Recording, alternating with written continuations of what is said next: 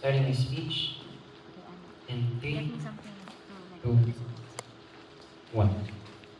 What was the mental calculus when US wanted to invade Iran? And let's talk about the timeline by which the incentives happened. Firstly, I think there's an interest on the oil reserves that happen in the Middle East in general. This means that when the Strait of Hormuz closes, the likely alternatives that the people go to or the countries go to for the sources of oil is US sources, for example, that feeds the incentives of the US that happens in status quo, and that happens absent bombings, for example, and absent the assimilation of Iran to the US. But secondly, it happened because of the nuclear agreement that did not come into concession and fruition for the US. Because the US has always had interest on countries that have that are suspicious to have nuclear weapons, for example, that the conflict escalated from there. That the Israeli intersectional interest of the US, for example, because the Hamas and Iran, like guerrilla groups, are in concession, for example, and in dialogue. That's why it's an intersectional interest also with other states. What is Iran's narrative here then? This means that when the US invaded Iran, the narrative was about liberating the Iranian people from the dictator Ayatollah, for example. That the bombing of the military bases in the UAE, the Middle East countries, for example, that the conflict that escalated from not just within Iran, but the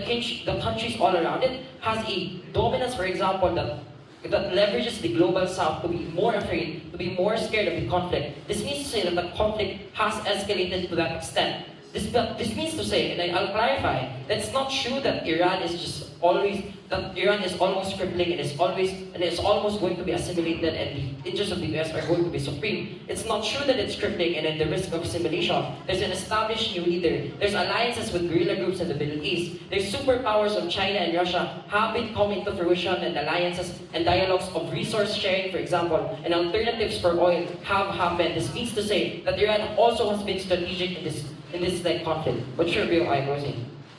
Okay.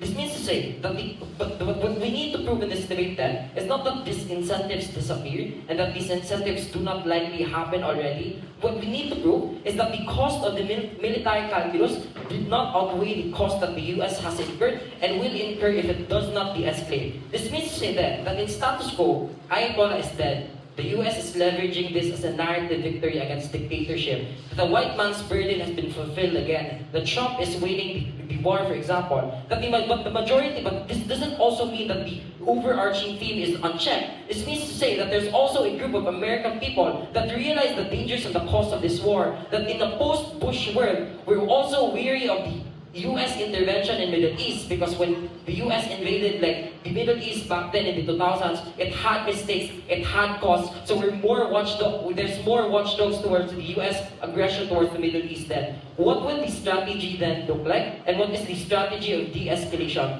I think this is a strategy, right? So this happens on a timeline. It's not ending the conflict immediately. The US being a savior, for example, being so merciful that it will stop the war outright. This looks like, number one, it doesn't mean the pulling out of all military bases. This means to say that the aggregate amount of military bases the US has set up in those areas for militarization will be softened. That the arsenals they're currently storing will be transferred back to other interests of the US, for example, and other military bases that have the interests of the US. But secondly, this looks like leveraging the narrative that because I have won, because I have killed the dictator, I can now reopen the avenue for other nuclear agreement discussions with Iran. This means regaining the leverage in these discussions, regardless of how Iran retaliates or how Iran reacts. The leverage this narrative does is proves that the US is still the global superpower back in the World War II, for example, that we still hold the peace that we have. But sure, Iran has been sanctioned for the past 30 and 40 years. Clearly there's not much of a carrot or a stick that you have absent this military action. Yeah, but the military action exists on a scale. We're not talking about military action to disappear. We're talking about the de-escalation of the conflict and why that's ultimately outweighs the cost that the US has incurred. But thirdly, this looks like stopping the current aggression of bombs, for example, the current aggression of pushing arsenals to that region in the status quo. This means to say that the strategy isn't the outright disappearance of the conflict. It looks like the leverage the US is using for this. Why is the de-escalation strategic? 3 mechanisms. Number one, when we do a cost-benefit analysis of the interests of the US, right? This war and this escalation, if it escalates further and bring countries, other countries further, has a future conflict like threat, for example. This means to say that it's only happening in Iran, in the Middle Eastern countries, but in the future, when it happens more, there's superpowers that are possibly assimilated into the conflict. That the Russian interest in the Middle East, for example, is going to be escalated because of the oil crisis. That the North Korean interest of also regaining narratives of power against the US is also going to be good. TLDR, anyone with the intersectional goals of retaliation against the US can hijack this conflict and the escalation of this conflict to ally with other superpowers, to ally with Middle Eastern powers to like detriment the US. But secondly, the US also has the interest of maintaining its current world order, or the separation, for example, of conflict that is the most rational actor of the globe. Since time immemorial, the US has always benefited from the gaps it fills, that it's always the peacemaker, the oil, the narrative of power to assert US dominance, that at the end of the day, you should fulfill the white man's burden, that we are echoing what we did in World War II, for example. Regardless of the truth value of this narrative, regardless of how it de-escalates and how it trickles down to the bottom, the US benefits from that narrative, and it can only do so if it de-escalates. But thirdly, right, it also regains agency over how the conflict will end. This means to say that the current trend of the conflict is magnanimous. The current trend of, for example, if it escalates, because we do not know what superpowers will do. When you take a look at what North Korea did to the Pacific Ocean near Japan, for example, this means to say that the de-escalation is strategic because it refocuses the global world order, that the US is regaining narratives of peace. This means to say that it avoids another post-Bush administration mistake, that the US can have mistakes in the Middle East, for example, that it can also retaliate other global superpowers into the conflict. This means to say that at the end of the day, sure, the US will have the same interest, for example, but insofar as it has won the narrative war, it has had the pragmatic benefits it wants from the profits of oil that we have right now. This means to say that the de-escalation is going to be strategic, and it's the only way by which the US regains agency over the conflict, for example, and regains agency over the narrative that the US is not just evil outright. For all those reasons, proud to propose. I thank Prime Minister. Hello, here. Hello.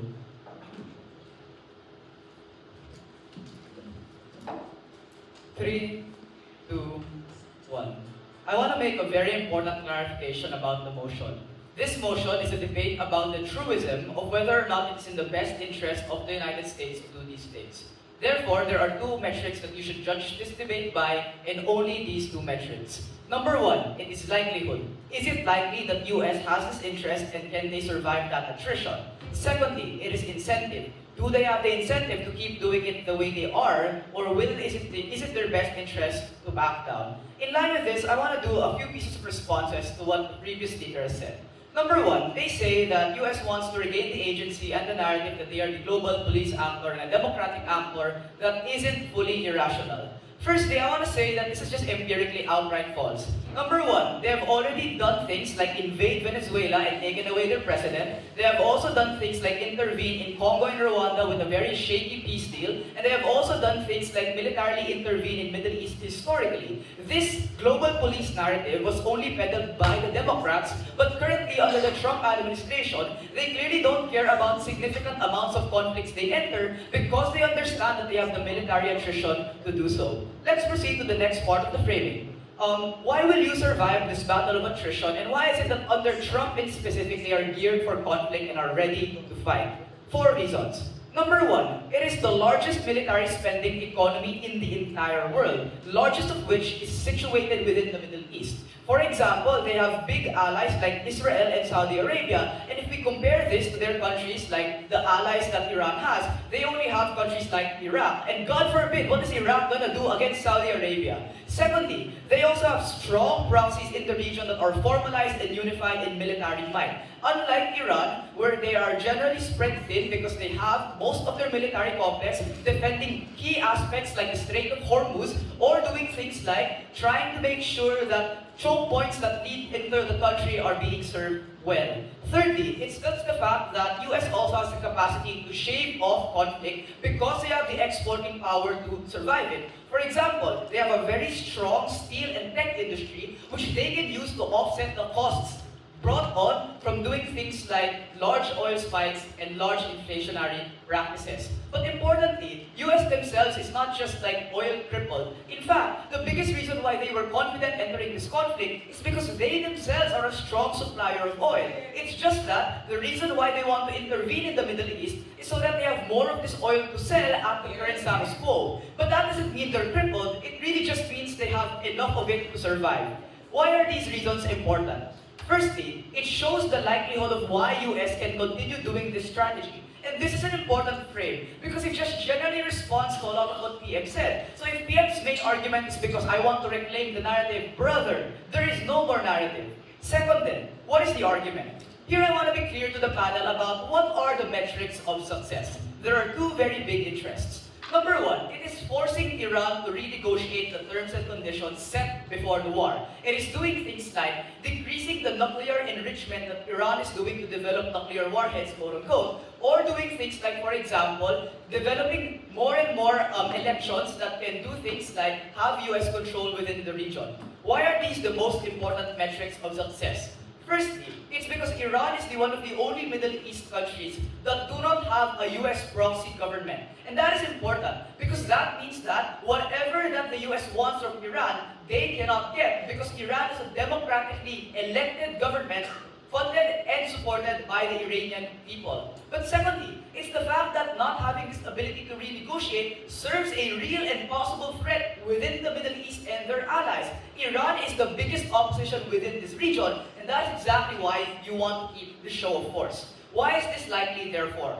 Number one, Iran might be strong, but again, I explained that they face pressure from different angles. The Strait of Hormuz, the burdens and the barriers to entry that are around them in places like Saudi Arabia or even that of Israel. Secondly, it's the fact that their military is spread thin. And the important nuance here is that the biggest amount of militaries that I guess Iran has are not necessarily formalized militaries, but proxy militaries that are privately funded by groups. For example, this looks like remnants of Al-Qaeda or remnants of ISIS that are being paid and given weapons to survive their agenda and to forward whatever they have within that region. This doesn't mean that they are weak. It just significantly means that they are not as willing to die for the country because they are not nationalistically and nationally affiliated with Iran. They are just there for the money. If the cost-benefit analysis is true, they themselves will not be willing to defend it and are more willing to surrender.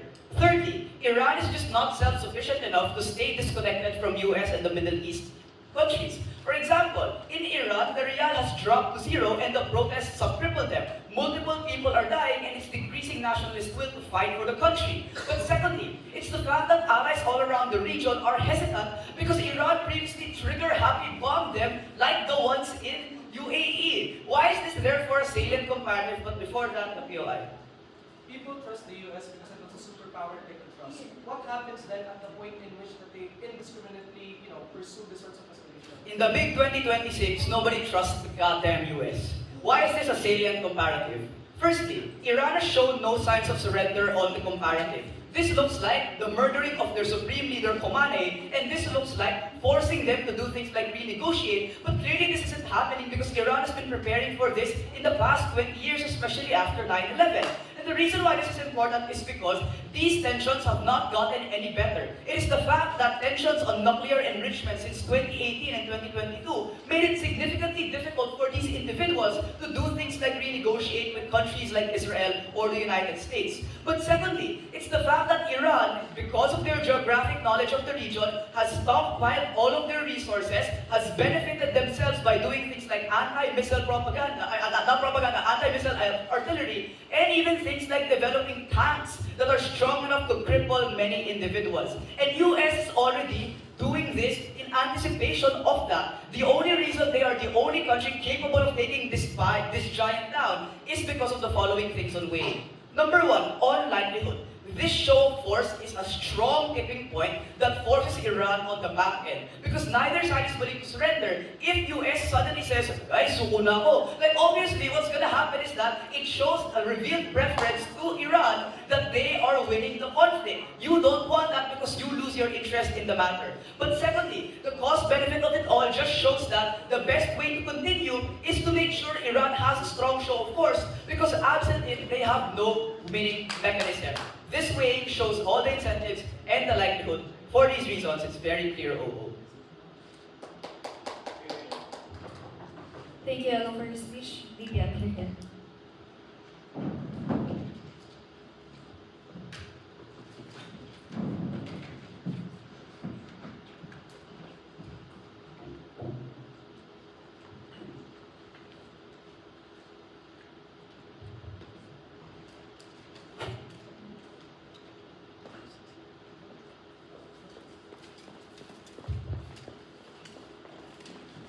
Please stand to POIs.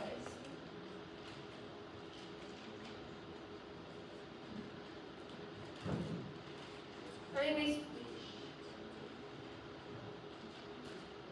firstly, in response is that they told us that the United States is getting a lot of money by continuing this war. But we think, even when they're getting money out of this, they're also shelling out a lot. When multiple of their military bases in the Middle East are continuously being destroyed by Iran's retaliation, they would have to rebuild these things. So if they say that there's a lot of inflow and money for the United States, there's also exponentially considerable amount of outflow when it comes to their resources in rebuilding these bases and continuously sending people out there to fight. But secondly, on oil reserves, it's true that US becomes the alternative for oil production when the Strait of Hormuz was closed. But this also meant there's going to be lesser supply and higher prices. It's not the interest of Trump and his rich friends, it's the interest of the United States. So meaning that even if US then becomes the main production of oil reserves, then they're probably going to have increased prices on this, and the people on the ground would have to carry out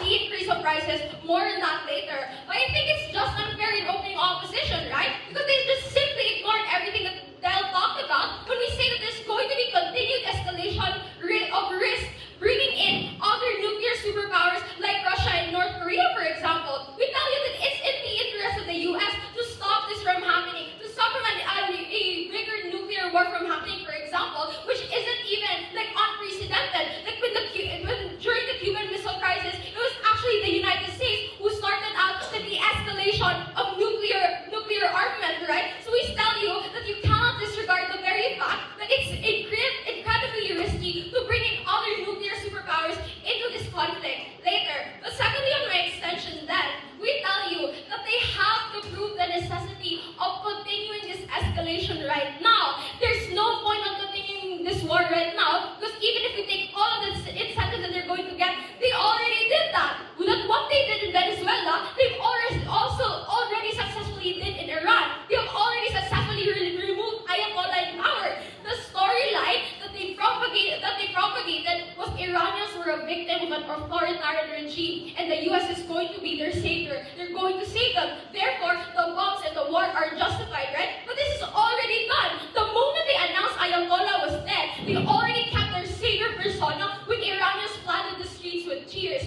Opposition has to prove the necessity to continue a very, very expensive conflict that majority of the US population do not even want. Closing. Alright, until now it's unclear. What does de-escalation looks like in your side? Does that mean that you're just gonna stop bombing Iran, or does that mean you're gonna have, You should have listened to Del's speech. It was very clear. De-escalation is simply not continuing what they're already doing right now. It's stopping the conflict from escalating even more. Common sense. But secondly, we tell you then that if they de-escalate right now, no, they would have to throw over the narrative of how this conflict is going to continue. They can say that the conflict has concluded based on their terms and not because they were backed to a corner and forced to do so. It's strategic messaging panel. A lot of US prestige is dependent on how they can project themselves to be a good hegemon or to be a good enough hegemon. The dependent countries and allies of the United States remain that way because of confidence in United States capability. The de-escalation helps in maintaining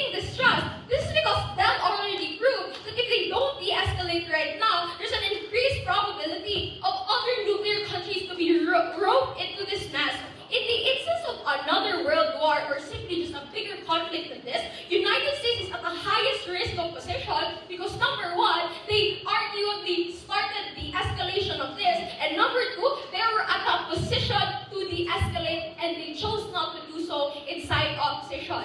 No. But secondly, there's a huge public backlash on this war. Majority of the United States population do not even want this. Look at the polls. People don't even understand why this is happening. A lot of Americans has voiced out their discontent simply because they do not understand why this war is happening in the very first place. Because number one, time and time again, the White House has given contradictory statements to justify this war. People don't even know how it started and why it's necessary that a lot of their tax money are going to be spent on this. But number two, that this war has exponentially increased the cost of living of the people on the ground. It's still in the interest of the United States and not the Trump administration and their rich friends. You see MAGAs peeling off their Trump stickers, for example, from their car when they're at the gas station and they see this price is going up. But sure, open it. So let's do a very basic cost-benefit analysis. Why would countries irrationally join a war they are not prepared for? And I really preempt everything in this speech. They're not going to. That's why the de-escalation is necessary now. They only enter this conflict because they wanted something, and we already proved to you that they've already achieved this as of today. This means that they still couldn't prove why the de-escalation is necessary. What more can the United States get out of this that's not going to be like a deficit of all of it already spent so far? But secondly, on how they told us that the Iran right now has already been consistently sanctioned, right? I think then still, that the question is, why is the United States like the right actor to check Iran? We tell you lastly that the nuclear agreement reasoning behind this conflict in Iran is going to be obsolete. The Obama administration and Iran already had a signed agreement before. Trump backed out of this agreement during his first term. Trump was very vocal and assertive that the US cannot be pushed around by anyone. This was his stance before. That's why it's not illogical to be suspicious when during his second administration, they reopened this nuclear discussion and then ultimately said that the second discussion did not work, we have to bomb Iran. You need to tell us the incentive for the United States to still continue this war, given that we've already told you that everything that they wish to achieve, they already do, and everything that can continue to expand from right now will already be like unwise for the United States. Thanks. Thank you, Deputy Prime Minister. Diallo, you're here.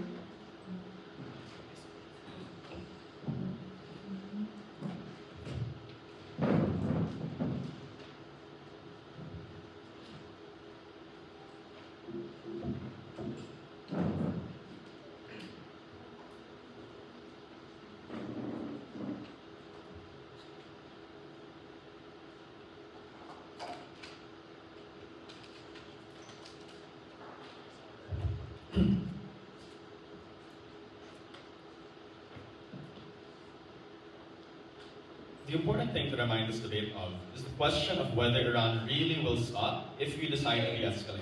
Because opening government assumes that all of the reactions that happen because of the conflict thus far will stop if you de-escalate. Here's 3 reasons why that's not true. The first thing is that there is a revealed explicit preference to not want to stop and de-escalate, even if the US decides to do so. Because it is not anymore a war of winning or losing. It is simply, in terms of Iran's eyes, retaliation. They say that it's because people rejoice in Iran, and therefore proof that Iran wants to stop. But clearly there are also protests against the US and against being able to make sure that the US succeeds. And there are also things like protests and complaints that you killed their leader and all of his family. So clearly there's a lot of tension within the government of Iran as well. Secondly, Iran has stockpiled for this conflict for Ken's reasons. So Iran would never have decided to attack. Iran would never decided to attack its Middle Eastern, the US's Middle Eastern allies like Israel or Dubai or Qatar, if it wasn't ready to do so. They are ready to do so. They have already shown that they are ready to do so, and therefore it's unclear as to why. Just because they already entered it. There's a sunk cost there unless you really force them to stop. The third thing is that you just have no pressure on them to stop. You have no stick on Gov. And the reason why MIPY was important. Iran has been threatened with sanctions for decades, and yet it has refused to remove its warheads, and yet it has refused to have institute elections. There is no clear explanation from Gov as to why, if you go back to that previous status quo, that Iran would suddenly change its mental calculus. The first reason why this is all important is because it shows that Gov simply has no positive benefit. It's only a negative case. So when they say that they're gonna be aggressive, that all of the oil prices are rising, that the Strait of Hormuz is closed, clearly that is not something that is exclusive because they want to continue this and they want to hurt the US in retaliation and you don't do anything to stop it. The second thing to point out is that it explains a very important nuance in this debate. What is that if they want to care about from CG, that allies become, distrustful, they become even more distrustful of you on their side. When you look at countries like India, Turkey, and Cambodia, a show of force is necessary for its soft power. On either side of the house, it is just true that the US has entered the conflict already. The difference is on Gov, you look like a taco, Trump always chickens out, and you always look that you're never going to fulfill anything that you promise. So what if you're an Eastern European country? What defense does the US chicken actually give you against the Kremlin? If you're a Southeast East Asian nation, God help you if your good old Uncle Sam decides to do any conflict and not decides to pull through with it. What that means is that it's more likely that they will depend on you less and less if you institute a precedent that you are not actually going to fulfill the things that you decide to set out to do. So if you're already past the point of no return, you might as well show that you are reliable for it, which is what only happens on our side and not on theirs. The impact of this is, if you cared about allies, clearly the show of force is necessary to prove to your allies that you are reliable and that you will pull through with the promises you set out to do. The next thing I'll talk about is the counterfactual. Well, whether this will be a successful operation. Before that, is there any point? We don't have to prove Iran will stop being evil. You have to prove why the US wants to be the one sanctioning that. The US isn't the global government. Yeah, US isn't the global government. Who's gonna do it? Iran's not gonna stop. Who are they gonna threaten? Who's gonna threaten Iran? Iraq? Afghanistan? Give me a counterfactual. There's no counterfactual here. The next thing I'll talk about is successful operation. They give two responses. The first is that, well, you shed out a lot of money. One, the US dollar is the dominant global reserve currency. The Fed has no problem getting a bunch of debt from countries because the dollar is so invested as reserve currencies in those countries. Secondly, clearly the military complex, which is a private industry, the largest billion-dollar industry in the US, is quite self-sufficient. If you look at companies like BlackRock, Smith & Wesson, there's clearly a lot of bipartisan effort to make sure that these military complexes are upheld.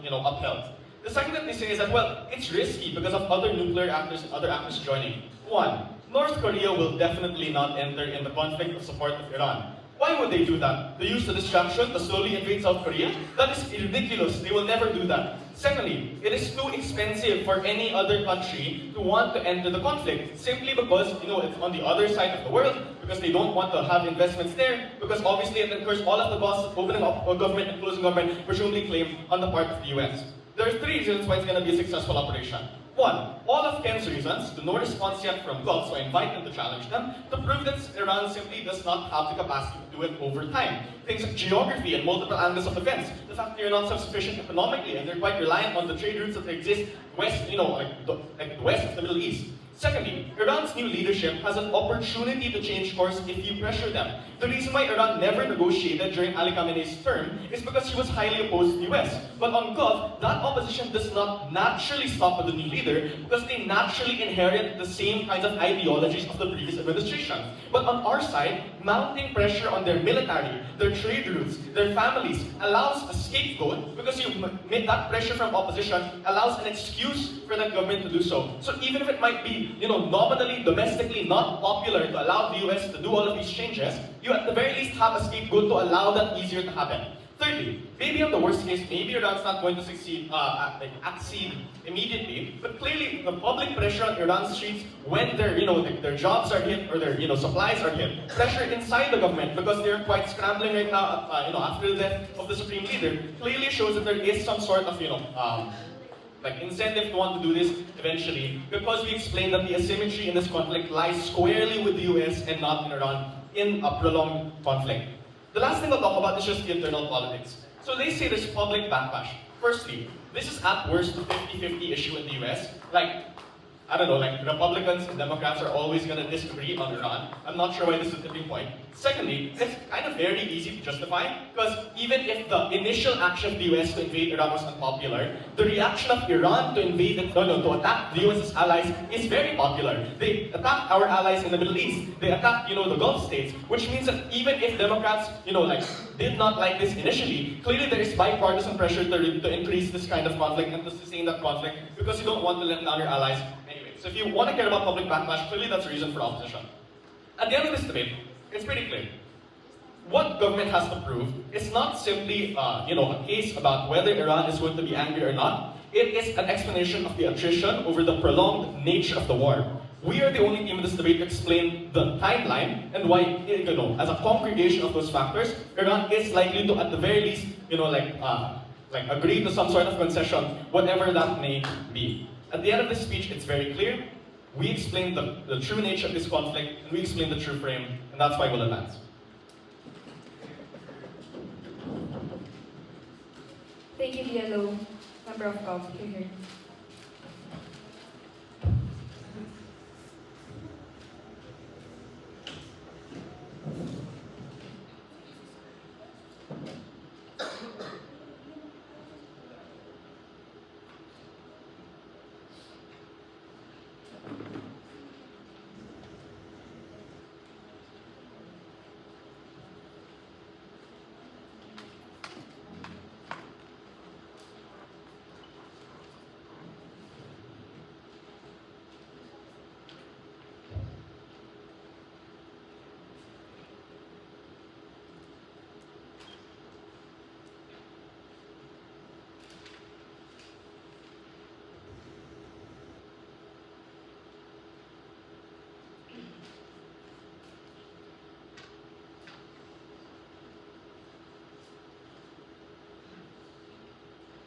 De-escalation doesn't mean that we stop hedging risk against them. What I want to do and demonstrate is how we outweigh OG by flipping OO's case in three ways. First is on nuclear hedging. On either side, there will always be an incentive for nuclear hedging, precisely because there is no global police, precisely because it's difficult for countries to trust each other. If because we trust LO's contention that nobody trusts the US in the big 2026, then there's even more reason to hedge nuclear warheads, for example. This is why Iran is currently being targeted by the US. We wager that when you escalate these sorts of things, you also escalate the ways in which the war is being done, which means that there's probably going to be use of precision munitions, for example. You're probably going to cause a lot more collateral damage in the instance then that they say that they're going to pursue this in a much more aggressive and meaningful way. Secondly, on internal politics, I question that they say that this is not going to be important because the very reason why Trump is in power, the very reason that he's doing these things is because of his promise of, making sure that the sphere of influence is going to be greater, making sure, for example, that the electorate is going to trust him even more. At the point in which it escalates and he ends up over-promising this is going to be bad because you're not fragmenting the people that actually are going to support you. This is basic electorate theory. Thirdly, on the best interest. We would suggest that the best interest here is to still be able to do your military stuff while still maintaining soft power that legitimizes the sorts of militaries you had. Because otherwise we would live in a world where US is just going to be Germany 2.0. Let's examine the timeline that OG doesn't do. First is, during the point of the escalation of the conflict, Iran, even though they say they don't, they have a lot of reasons to want to, renege towards the ceasefire, for example. Because war, as they say, it's a battle of attrition, is something that will still be extremely costly because of the social tax of collateral damage, and of course the boots on the ground and the munitions, but also because of development tax, because all of their money will be focused towards the military, both the US and Iran. This means that even if the US ends up succeeding and they have a chokehold of that specific narrative that short press would like to believe, it will still be extremely costly. What is the implication of this? What does the US actually want? Because the US doesn't want to destroy the country. They can still be able to do these negotiations without having to go through these sorts of they can get like proxy governance, for example, without having to escalate. Because they want to enhance their sphere of influence by consolidating their economies of scale in the domestic market. That's the reason why, Trump pulled out of the World Health Organization. That's the reason why Trump pulled out of NATO. But also, they want to strengthen their soft power in the Middle East and other allied nations, which means that there has to be a form of trust, not through force, but by actually proving that you provide a specific benefit, the same way that China provides specific benefit to BRICS in the regional bloc, and the same way that, because of the BRI initiative, they were able to ensure that they don't attack these people on hard force, but on soft force. This means that the US main goal right now is to, exist as an independent hegemon. And the prerequisite for that is gradual and strategic increments of action. You do not hedge all your eggs in one basket. That's simply unstrategic as a default. Because not hedging everything on welfare means that you get to focus on manufacturing, on all of these other things, on trade. But it also means that you're slowly dealing with the culture war that happens right now, which is the very reason why ISIS is doing all of these sorts of things to immigrants, because they want to concentrate the labor with the people there. This is where short cross lies, because they do end up caring about the conflicts that they go in because of the normative sentiment that you don't just shoot other people down. Even their allies agree. Even their people agree that this is the case. This is why people hate China. This is why people hate Russia. This is why people hate North Korea. US risks becoming the greater evil at this point in time. Before I proceed with the extension, short cross. So Gov proves that you have the incentive to negotiate. Our cases don't have the capacity to negotiate. If CG is the best case that Iran will agree anyway, clearly that just means it happens faster and off when you pressure them. But the reality is Iran doesn't want to stop and won't until you make them do so. That's not true. Because of the strongman incentives that you point out, that basically means that at the end of the day, if it is true that they're being sanctioned for 30, 40 years, what they want the most is legitimacy. It's the same way that the SAF and the RSF want that form of legitimacy. That's why Ryan Lafferty said that they don't want to militarily intervene in Sudan because you increase the geographical scale of these sorts of damage that happens. Extension. Why de-escalation is the most strategic way in achieving the best interest. And I know that best interest is in economy, it's in military, but it's also in the ways in which they perceive you as an actor that they can trust, which is important because the pre-weighing here is your power, your dominance is going to be useless if you're just going to be another Germany, you're just going to be another axis of resistance. There's strong incentive at this point in time for nuclear hedging because of the unique Trump shock on protectionism and foreign encroachment. Because of the fact that Trump and this administration are breaking the rules-based international order, both economically and militarily, because they ignore the contextual interdependence of nations come to trade, or they're ignoring the power of the democratic states to opt out of the specific war. That's the reason why there's internal fragmentation. But secondly, it's because of the fact that there's strong arming interstate conflicts like what they did in Venezuela. The reason why we had a motion about should they put a declaration of war in one of the AFIC tournaments is because of the fact that this literally breaks the entire international order. Because there's an open agreement that people should not ought to go into these things, and they did that. They directly attacked those people without giving a shit about what the interaction would be in the global market. What is the implication? To echo LO, there is an increasing distrust already with the US because of their withdrawal from IGOs. This is magnified at the point in which you escalate an already optically bad perception in the global sphere. Why is it specifically bad and attacks their best interest? Firstly, for the reasons that OO explains. The shock that happens crippled the broader global economy, which means your dominance doesn't mean anything when you become the greater evil. If you're able to stop Iran, if at the point in which you become the greater evil, as a consequence, other regional blocs like the EU or BRICS that is strengthened by China or Russia and India and Pakistan are strengthened because they can co-opt the savior narrative because of the thing that US is doing that's generally bad optically and geographically, right? Because it's baseline monopoly, for example. But so even if the war doesn't happen, and this is to answer Ken's POI, it is that you have aggregate trust and support to the US biggest competitors for Germany, China, and Russia, which means that the US doesn't get its best interest of becoming a sphere of influence. People are just generally going to distrust it even more. All of the power it has is going to end up becoming useless. And number two, it's basic selective theory. We're actually going to expand on the things that OG didn't. It's called the MAGA disillusionment of Trump over-promising things like domestic manufacturing, of Trump over-promising things like being able to be that hegemon that people trust. Because right now there is great fragmentations, not just only for the reasons that OG already explains, but also for the reasons of the shift or the shocks that the Trump administration causes that have not been successful. They tried to sanction China, but China just clapped back with transshipping. They tried to sanction the EU, for example, but the EU just clapped back by, reinvesting all of their things into the military. This is the reason how Trump is able to be kept in power. This responds to the case of short cross because number one, it proves that the show of force threatens greater nuclear hedging. If it's true that they are like strongmen as well. But secondly, you get better negotiations because at this point in time, they want to be legitimized. They're more likely to negotiate. They will lose the war of attrition. That's why this is the mechanism that basically feeds their impact. Propose. Thank you, member of Gov, member of Up here.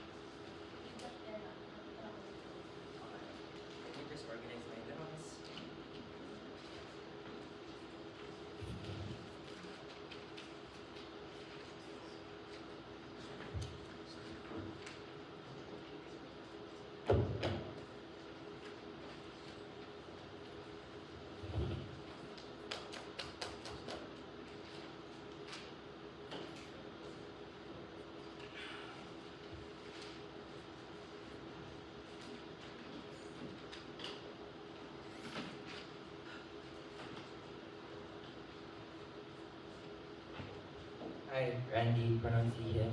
Your eyes anytime is not budget. Preferably from opening, but if none, I'll take closing.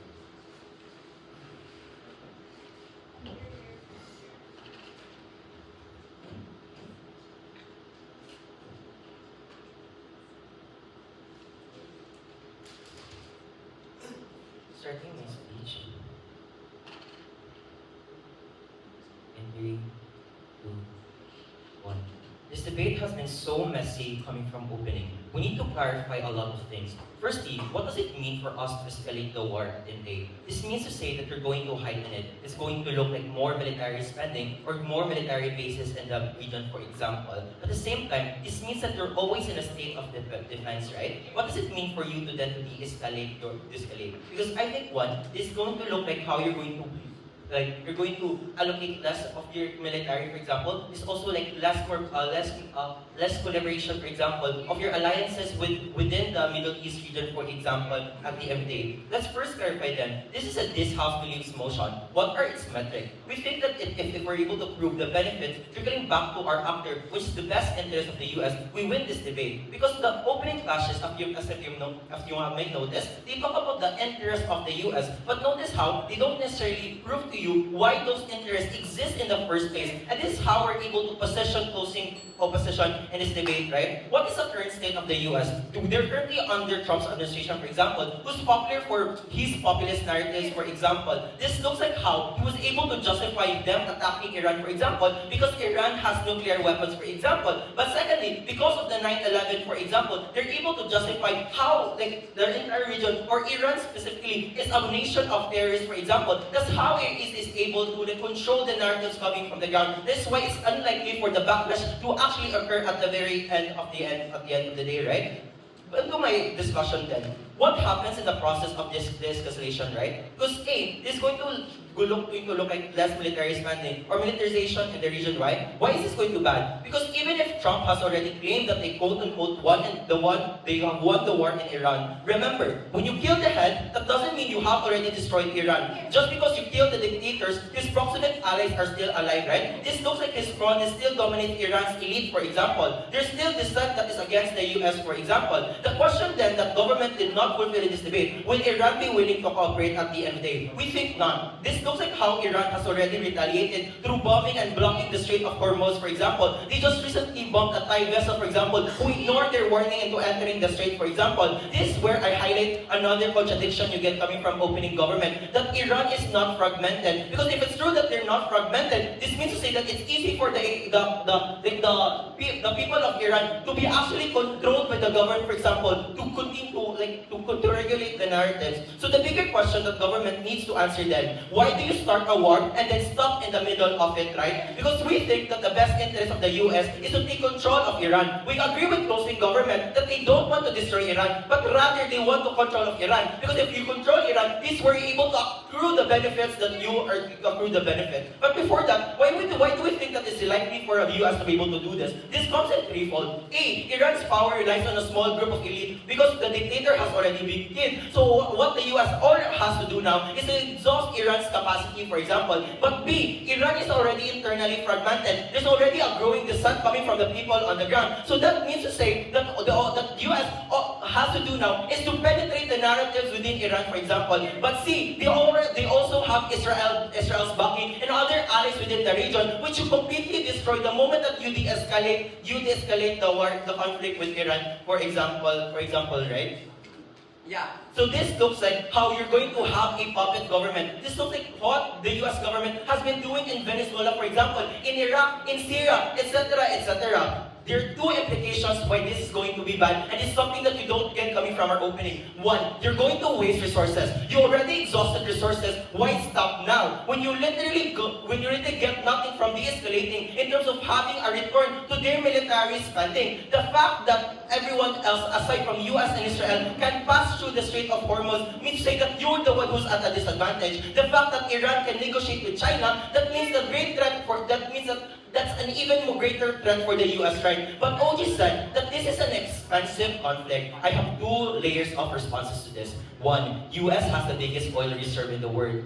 Sure, oil is becoming more expensive, but OG also tells us that the market has shifted towards the US. This means that it's a net good for the US because if oil becomes more expensive and people are shifting towards the US market, then that means they're profiting more from the conflict actually happening. But two, US has the incentive to maintain conflict because they are one of the biggest producers of guns and weapons in status quo. So even if they're exhausting a lot of resources, they're also gaining from it at the same time. So on terms of so this is to say that you actually the comparative coming from the entirety of government, this is where you worsen the economy of the US, for example, because you don't get any tangible return from the investment that you have already put in the conflict, for example. The question that they have to answer then, what if you're going to stop and you're going to de-escalate the war?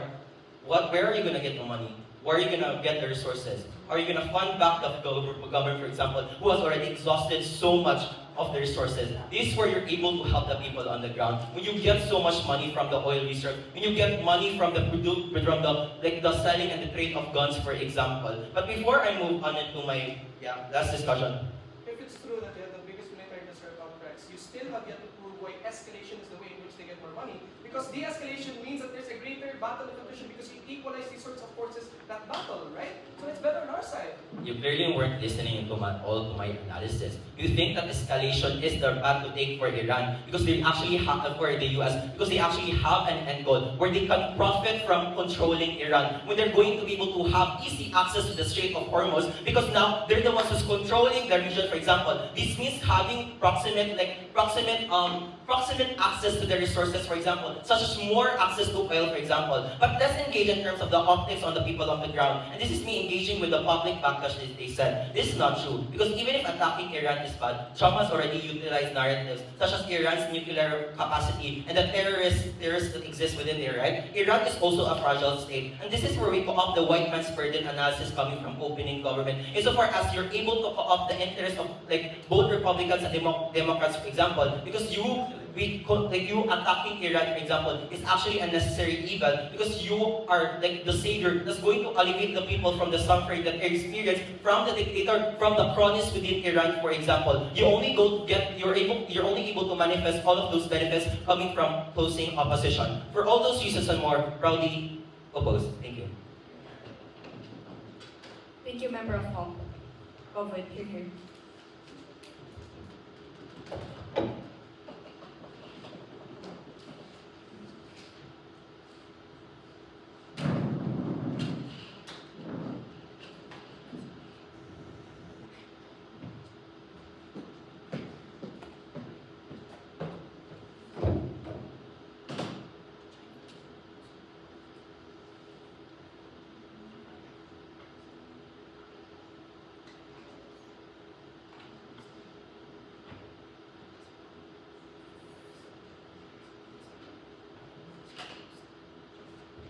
Hello.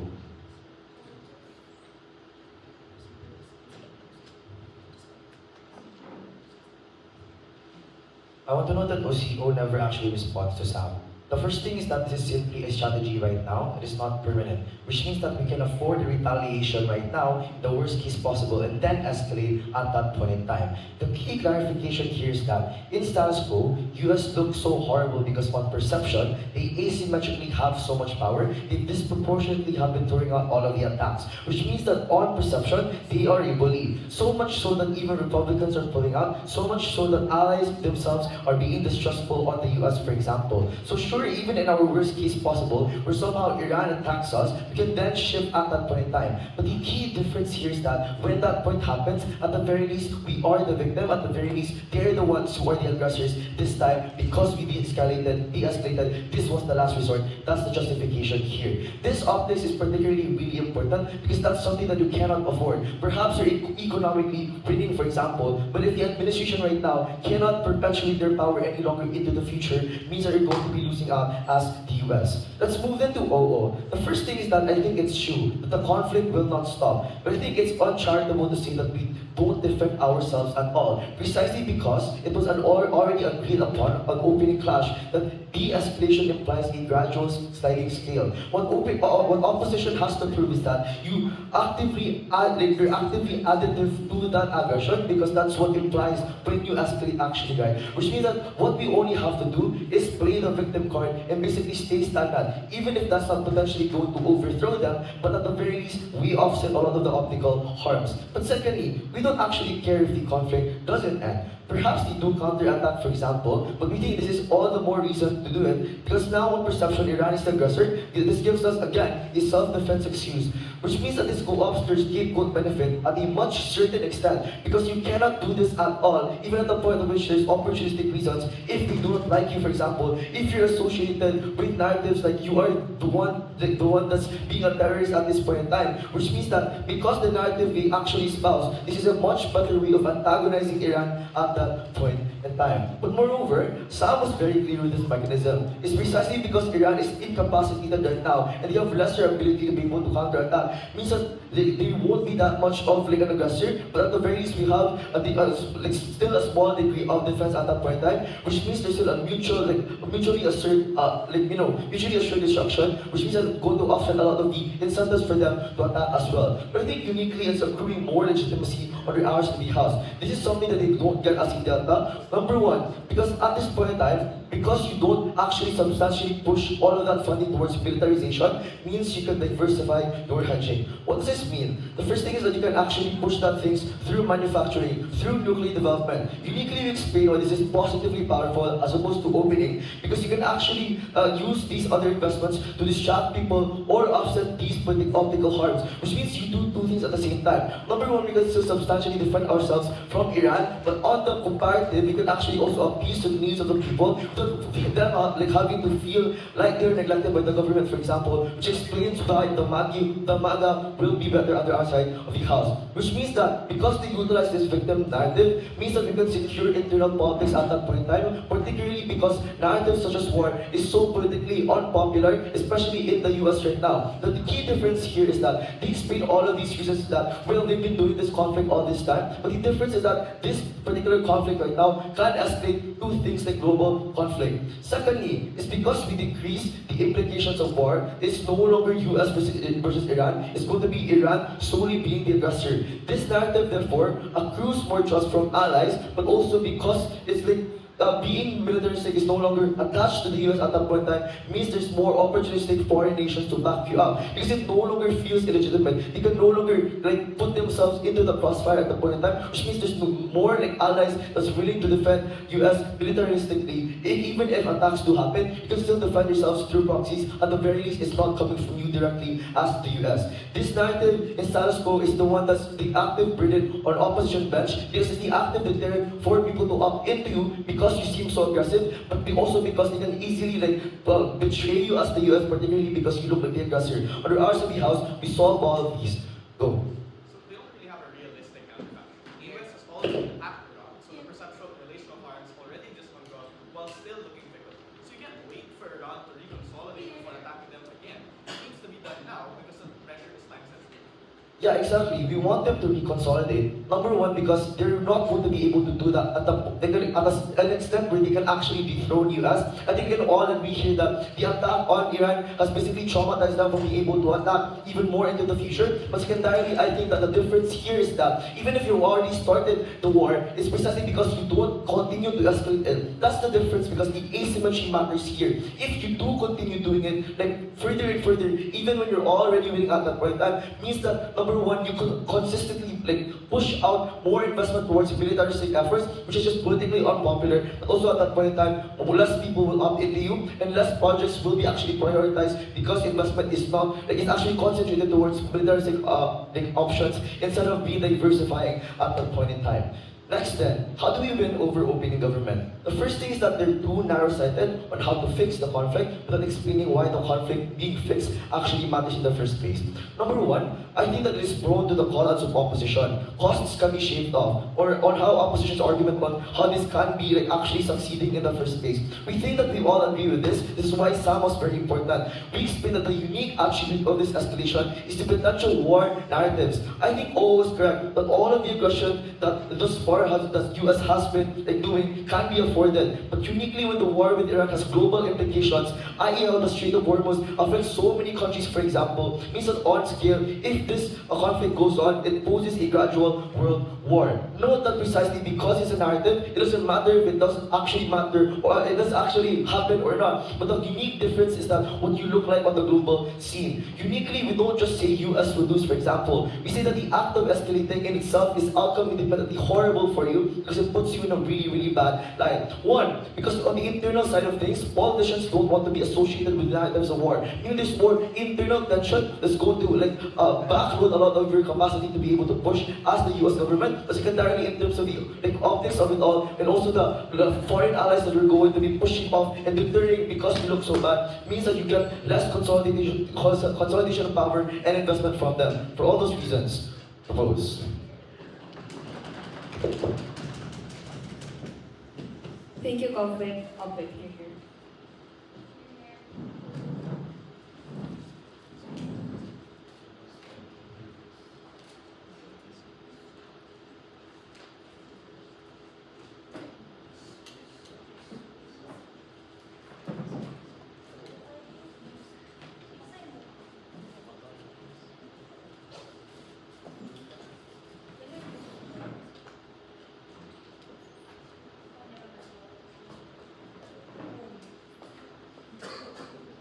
Alright, give me a couple of seconds to just fix my notes.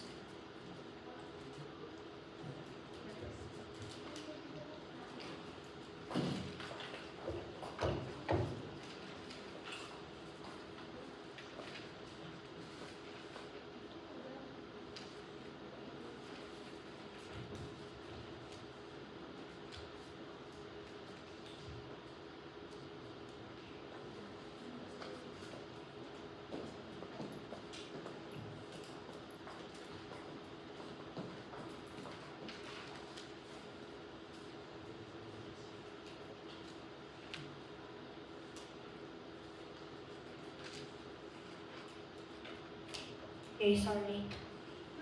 Anyway.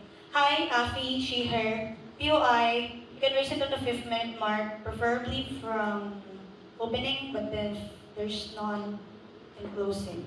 Ano? Yeah.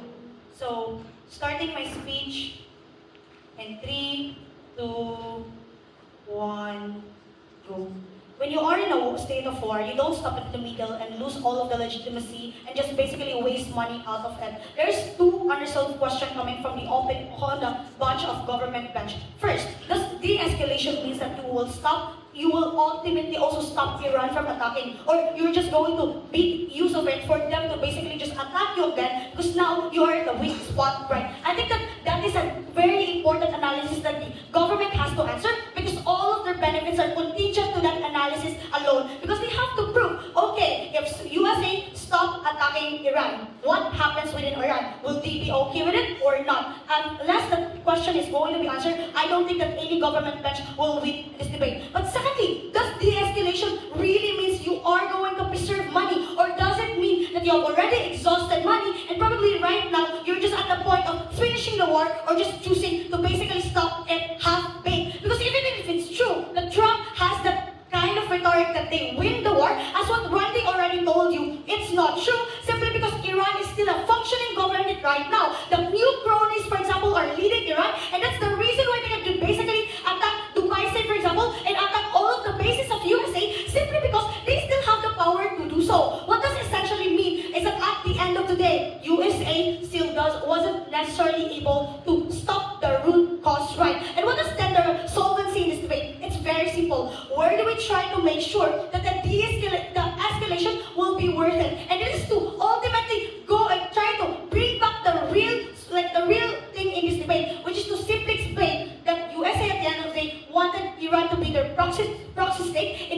them to take control of Strait of Hormuz, in order for them to make sure that they monopolize the oil industry, and so that it will trickle down on the people on the ground, because what does essentially mean is that oil is going to be cheaper, as what Randy said. Take note that interest never came from any of the houses. We are the only house who were able to basically clarify that. Now, let's try to respond then to closing government, because they say that, oh, war is very unpopular towards the USA. That's absolutely not true. The very fact that the USA could just basically attack Venezuela, the very fact that the USA is still attacking Middle East, means that there's good optics within it. Why is that so? It's the white man's burden at the end of the day, that fragile state needs to be resolved. That fragile state with a lot of terrorists has to be attacked in order for USA to preserve democracy, right? And so far as they are the bastion of democracy, in which the whole government agreed, I think then that there is some incentive for them to agree that war is necessary in order to get the benefits, right? But even if they don't continue the war, and indeed the people on the ground agree with this method, but the harm is still the method insofar as you already wasted money, but still you don't get any forms of benefit until now. Just basically, just look at how Iran was able to say that they're just blocking Israel and USA into entering into Strait of Hormuz, but other countries such as China, for example, could still be negotiating with Iran, say for example, or the very fact that Iran could still even negotiate with Russia, ultimately means that they still have the power to retaliate towards USA. The very problem with the whole government bench is they have been very dismissive with this analysis, insofar as this remain unresolved. I think that we're already winning at CO. But what about the global scene? I think this is a very irrelevant case, insofar as irregardless of the optics of the USA, they are still powerful, they are still part of Big Five, they control United Nations, say for example, which means that at the end of the day, irregardless of what will happen, they could basically sanction these individuals that are going against them. And even the very fact that China cannot take over them, I think that that's an irrelevant issue. Let's go to OG, because I think that they're the weakest in this round. They said that, you know what, the very analysis that they said, and which is something that is also shared with closing government, was, oh, the USA wanted to be a very benevolent actor at the end of the day. But let's assess what is really their mechanism. Firstly, on the question of what is the consequence of de-escalation, if it's true that they wanted to be benevolent. Under government, the moment that you de-escalate, you leave more Iran to attack to them. It probably looks like Iran is already are mad with US and Israel, and they're unwilling to negotiate anymore right at this point in time, simply because you killed their leader, right? What does this imply then is the moment that you basically de-escalate, it was very unclear to them, you basically remove all of the buffer zone of USA. It probably looks like you pull out the military bases from Dubai, you pull out the military bases from like other states and even Iraq, say for example, which means that on metric of production, under opening government and subsequently on closing government, you are already under attack right now, which means that you then close down the types of defense that you already have within the state, right? Which means that at that point in time that you gradually try to remove all of these things, you also allow Iran to basically just attack you at that point in time. Why is it something that's harmful? A, because if the people in the USA are scared of this type of people, what happens when you tell them that, oh, I want to de-escalate, I wanted to remove my power within Middle East at the end of the day. But secondly, what does it in comparison our side? Even in the worst case that sure, we are on a state of war, it also gives an optics on the people on the ground that we are in a state of defense, that we are protecting the people of USA, that we don't want these terrorists to attack us, say for example, and we wanted the USA to do and end the war, which it essentially means that at least when the problem within their side is optics, we win on their side. And second, before I move on to the second issue, yes? Your escalation means greater incentive for nuclear hedging that increases the geographic scale of the conflict. We explained that de-escalating means a strategic war of attrition that leads them dry. You simply have no comparative. You're the weakest team in this debate. I think that the problem with their side is they also didn't prove why at the end of the day that is something that's essentially going to be important. Because at least in our side, when you escalate, you already have that money, the funding already to try to fund those things, right? Which means that you have the capacity to end it, say for example. But what about other countries? I think that that's more that you need to do that at the end of the day. Simply because the moment that you de-escalate, you're also still unsure. Does that mean that you're also going to preserve your relationship with Israel, for example? Does that mean that you're going to preserve your relationship with Gulf countries, which is basically dependent on you simply because they believe that you have the capacity to attack Iran, say for example, you have the capacity to attack their biggest enemy, right? Which means that I think that the incentive structure is there. But let's flip CG, right? Because they said gradual de-escalation is very important. First, I think that you create power imbalance within this land. Because now, you will attack Iran, you fuel the attack more, right? But secondly, on terms of cooperation,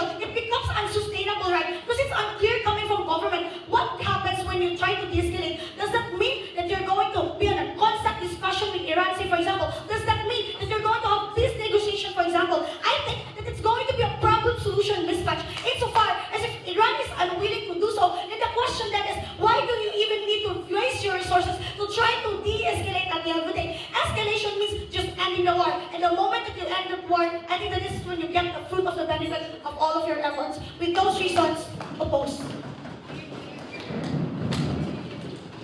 Thank you, Opposition Leader. You may now pass the House.